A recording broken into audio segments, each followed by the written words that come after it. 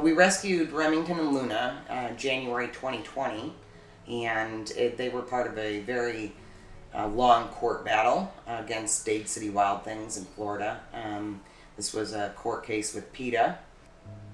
The change, thankfully, I mean, it's so short when you're looking at behavior change, because you go into a rescue and you're not really sure what's happened to them, where they've been, what they've been through, only what we've been told.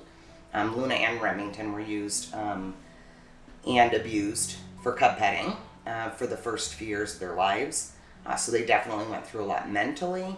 I will say, thankfully, because we don't always go into a circumstance of rescue like that, that they were, in pretty good spirits, chuffing, friendly. And when we got back here, we immediately gave access to the habitat. Also, this was January 2020 in Florida, and we drove straight back to find a dusting of snow on the ground. Well, we actually gave Remington access first because we were going to do their introduction here after we neutered him, and so he immediately just started sliding on his back, rolling around, and sliding down the snow. Remington was originally showing signs, in fact, a few months prior, limping a little bit. Again, we know they were both used in cub petting. Pretty positive metabolic bone disease was definitely the case in their younger years. So we weren't surprised by that. We see that a lot, even though he was only 8 years old. So we were monitoring that.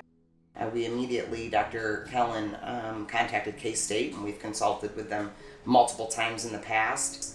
And moving forward, the best thing for Remington would be to go to K-State and have a CT scan done and see really what the imaging we needed to see what was going on.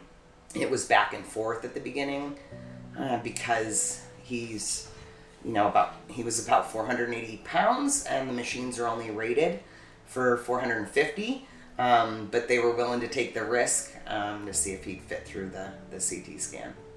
The whole hopes was maybe he had like a bulging disc or something. We definitely knew at this point we were watching a progression of him getting worse.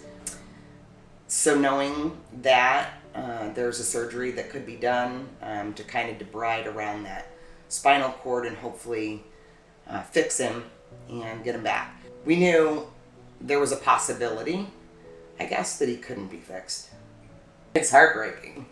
He's only 8 years old, and cancer can get anybody, or a tumor. It was a tumor that basically, even if operable,